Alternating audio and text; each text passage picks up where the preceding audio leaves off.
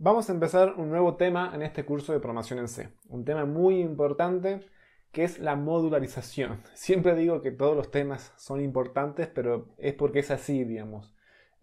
Ningún tema es no importante y si lo fuera quizás no lo daría en un video, digamos, o se los dejaría para que lo lean por ahí. Pero la mayoría de los temas que vamos a cubrir en este curso son muy importantes.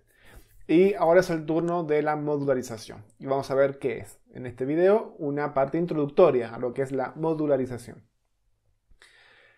A la hora que nosotros veníamos ya en los videos previos desarrollando programas, creamos programas simples, digamos que no tenían mucha complejidad, parecían como programitas de juguete o muy académicos, muy educativos.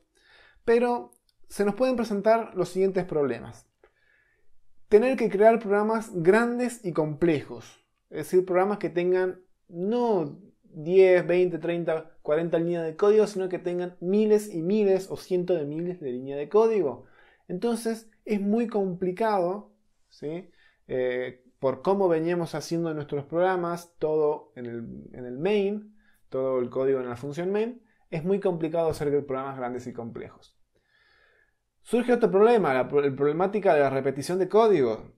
A lo largo que fuimos haciendo ejercicios, y el último ejercicio práctico que hicimos hasta ahora, se habrán dado cuenta que había mucho código, a veces repetíamos mucho código, que lo podríamos haber escrito una vez y haberlo usado.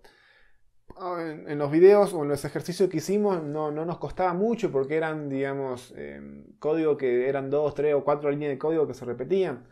Pero imagínense un programa científico, por ejemplo, un programa bien grande, por ejemplo, que hace muchos cálculos matemáticos. O supónganse el programa que está, el software que está a bordo de un cohete que manda humanos al espacio, a la estación espacial, por ejemplo.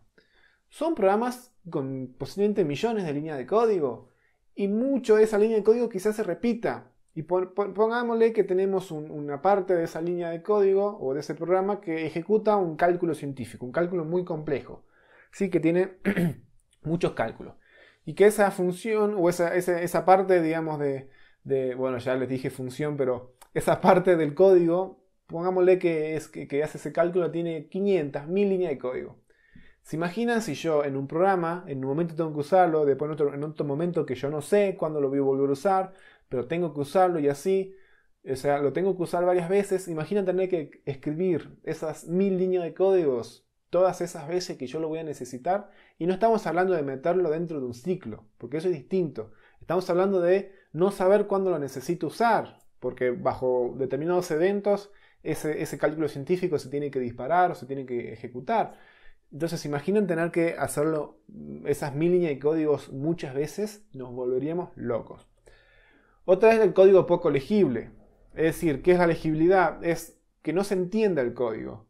Al hacer todo un choclo, todo digamos, un super testamento de un código súper largo, en una sola función main, mucho código que se repite, y se vuelve un código poco legible, es decir, no lo entendemos, es difícil hacer el seguimiento de qué puede hacer ese código, ¿sí?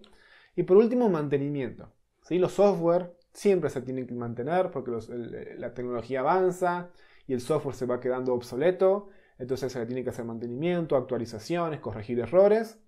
Y esto en un programa que es, digamos, todo, digamos, lo que se conoce como, creo que es una monofunción, un monoarchivo, es decir, toda una sola función, todo en un solo archivo, es muy complicado, ¿sí? Es muy complicado, entonces es otra de las problemáticas que surge. Entonces, ¿cómo vamos a resolver esto? A través de la modularización. ¿Y qué es esto? Previo, ¿sí? Al ver todas estas problemáticas, surge lo que es la técnica del divide y vencerás, o divide y, los españoles creo que lo dicen de otra manera, pero es la de divide y vencerás, ¿sí? Divide y reinarás, creo que la otra. ¿Qué consiste esta técnica del divide y vencerás? En separar la resolución de un problema grande, se descompone en módulos, es decir, se descompone en partes más chiquitas, ¿sí? Como ven en la imagen, yo tengo los ladrillos Lego, digamos, y el que está en el centro es el más grande, en realidad creo que el que está a la izquierda abajo es el más grande. Entonces yo, para lograr construir eso, yo tengo módulos, tengo partecitas más pequeñas que son las otras piezas, que yo en conjunto las puedo ir agrupando para resolver el problema más grande. Entonces, la resolución de un problema muy grande se descompone en módulos. Estos módulos se pueden dividir en submódulos, es decir, en más módulos. ¿Y hasta cuándo yo voy a dividir? Porque no puedo dividir indefinidamente. Yo voy a dividir hasta que ya no pueda dividir más, es decir, hasta que lo que yo obtengo de esa división es una actividad básica, ¿sí? Luego estos módulos, lo que va a pasar es que se pueden ir fusionando y conectando junto a otros módulos.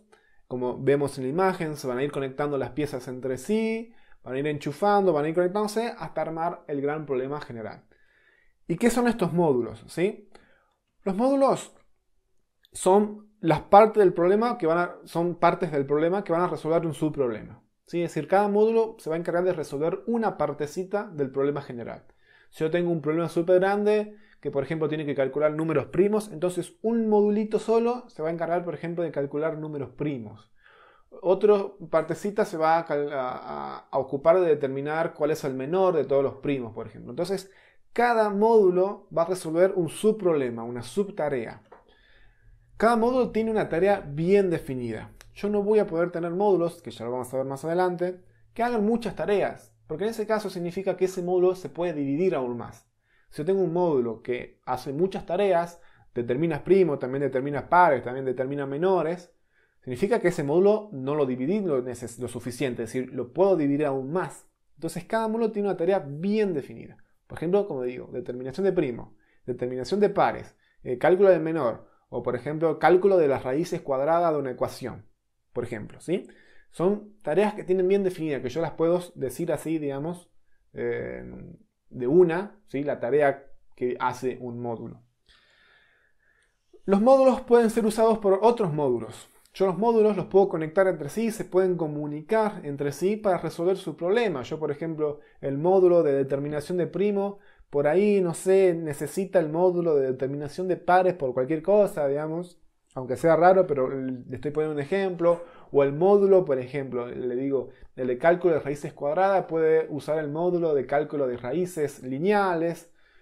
Tenemos 1000 posibilidades. Entonces, todos estos módulos se van a ir conectando entre sí, van a ir colaborando, ¿sí? Como un trabajo en equipo, para ir resolviendo el problema mayor.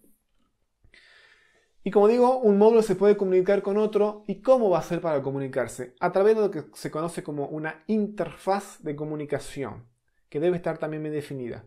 ¿Qué es esto de la interfaz de comunicación? Y acá le puse un ejemplo con una imagen. La interfaz es cómo se van a comunicar los módulos, porque un módulo, es decir, se tienen que entender entre sí. Yo no puedo, digamos, enchufar cualquier módulo. Entonces, digamos, esta imagen de los enchufes es como que una interfaz es como el enchufe, la forma del enchufe que tiene, por ejemplo, un módulo, ¿sí? Entonces, el enchufe tiene lo que son los huequitos, lo que es el enchufe hembra, y tiene después lo que yo enchufo, que es el enchufe macho. Entonces, yo no puedo enchufar, no puedo hacer coincidir un enchufe que no está hecho para ese enchufe hembra, digamos, ¿sí? Para lo que es el toma corriente. Por ejemplo, yo no puedo enchufar lo que es... a ver, esperen. Ahí. No puedo enchufar lo que es este enchufe, por ejemplo, meterlo en este, por ejemplo. Porque no coinciden, porque sus patitas son distintas, porque tienen diferente interfaz. Es decir, la interfaz es este medio de comunicación, lo que necesitan los módulos para recibirse, los datos de entradas y los datos de salidas, ya se lo voy adelantando. ¿Qué espera un módulo recibir de otro? Por ejemplo, un número que diga si es primo o no. ¿Qué espera ese módulo? ¿Qué le tengo que pasar a ese módulo para que funcione el número en sí? Entonces los módulos tienen que como enchufarse entre sí, tienen que coincidir entre sí para ser llamados. Existe una interfaz de comunicación, ¿sí? Entonces se lo traté de ejemplificar esto con los enchufes porque en el mundo hay diferentes enchufes. Algunos se pueden conectar con otros, pero la mayoría no. Entonces tiene que haber una interfaz bien definida en la cual diga cómo se van a conectar los módulos entre sí y cuáles son los requisitos para que un módulo llame a otro. Bien. Y por último, existen dos tipos de módulos. Lo que son las funciones y los que son los procedimientos. Tenemos esa clasificación. Que ya lo vamos a ver en este video, se los voy a explicar mucho. A cada uno le vamos a hacer un video correspondiente de qué es una función y qué es un procedimiento. Por último, veamos cuáles son las ventajas de modularizar un programa, de separarlo, ¿sí? Por supuesto, una de las principales es la reutilización de código, ¿sí? Vamos a desarrollar código en menos tiempo y en menos esfuerzo. Esto que yo le decía, por ejemplo, de este software para el cohete, que tiene que hacer muchas líneas de código, por ejemplo, 1000 líneas de códigos. ¿Qué tal si nosotros esa 1000 líneas de código la modularizo, la hago en una función o en un procedimiento, es decir, como que la empaqueto en un módulo, y yo ese módulo lo puedo utilizar tantas veces como yo quiera? Entonces, ¿qué logré? Programar una sola vez esas 1000 líneas de código y después con una simple línea de código, con una llamada a ese módulo, que ya vamos a ver cómo se hace, invoco a ese módulo y le digo, che, necesito que me hagas este cálculo. Entonces no volví a escribir esas 1000 líneas de código, simplemente empaqueté esas 1000 líneas y puedo reutilizarlas las veces que yo quiera, ¿sí? Por supuesto, el mantenimiento de los programas. Se hace más fácil hacer una traza, un seguimiento de dónde ocurren los errores, de dónde está fallando un programa, de dónde tengo que tocar si quiero actualizar algo. Mejor modelización de los problemas. ¿Qué es esto de la modelización? Es decir, que se representa mejor lo que es el mundo real. Generalmente los programas modelan una situación del mundo real. Entonces, al hacer programas modulares, con funciones, procedimientos, tengo un mejor entendimiento y se adapta mejor, digamos, se modeliza mejor, representa mejor la realidad ese programa. Ese programa. Y por supuesto la mayor legibilidad, que decíamos, se entiende mejor el código, yo lo puedo entender mejor, otros programadores que agarren mi código lo van a poder entender mejor, y entre millones de otras ventajas que puede tener esto de la modularización. Así que hasta ahora vimos todo lo que es la introducción de lo que son los módulos, la modelización y esto tan importante que es lo del divide y vencerás. Dividir mi programa en submódulos, subproblemas, tanto como yo pueda, y cuando ya obtuve muchos subproblemas, ir conectando estos subproblemas que vayan trabajando entre sí, vayan trabajando en equipo, e ir subiendo, digamos, es como empiezo en la punta de una pirámide y termino en la base. La base sería como todos los subproblemas que yo dividí.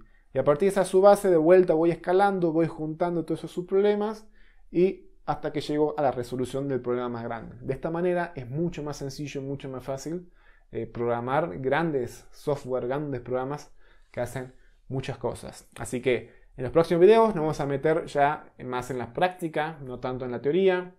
Si bien queda algo de teoría, lo que son las funciones, los procedimientos, los tipos de cómo se declara esta interfaz de comunicación, ¿sí? Cómo se van a comunicar estos enchufes que yo decía, cómo yo digo que este enchufe tiene que ir con este otro enchufe, ¿sí?